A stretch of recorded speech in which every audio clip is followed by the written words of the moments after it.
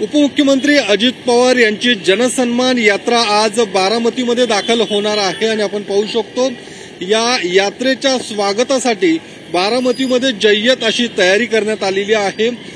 बारामतीतला हा भिगवण चौक आहे आणि या भिगवण चौकात आपण पाहू शकतो याच राष्ट्रवादी काँग्रेसमधल्या नेत्यांचे भव्य कटआउट या ठिकाणी उभारण्यात आलेलं आहे। छगन भुजबळ, प्रफुल्ल पटेल, त्यासोबतच अजित पवार, सुनेत्र पवार आणि पार्थ पवार, त्यासोबतच जय पवार यांचे कटआउट या भिगवण चौकात आपल्याला पाहायला मिळतात। त्यासोबतच जोरदार अशी बॅनरबाजी सुद्धा या जनसन्मान यात्रेच्या निमित्ताने या बारामती शहरात आपल्याला पाहायला मिळते आणि याच भिगवण चौकामध्ये जेसीबी सुद्धा आणले गेलेले आहेत, कारण याच जेसीबींच्या सहाय्याने अजित पवारांच्या ताफ्यांवर, अजित पवारांवरती पुष्पवृष्टी केली जाणार आहे। त्यासोबतच भव्य असा हार या ठिकाणी अजित पवारांना घातला जाणार आहे आणि या सगळ्या जनसन्मान यात्रेच्या निमित्ताने या अजित पवार या बारामती विधानसभा मतदारसंघात जोरदार असं शक्ती प्रदर्शन करणार आपल्याला पाहायला मिळतं आणि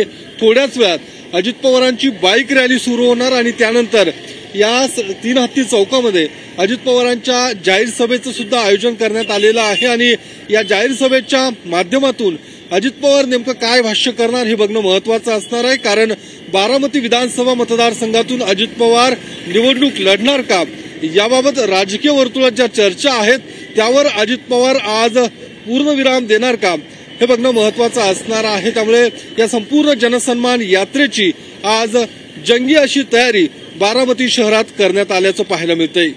कॅमेरामन सुशांत राऊत सह योगेश बोरसे, TV9 मराठी, पुणे।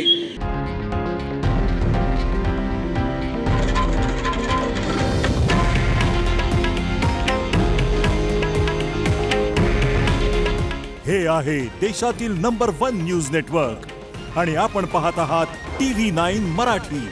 काळजी तुमची, हित महाराष्ट्राचं।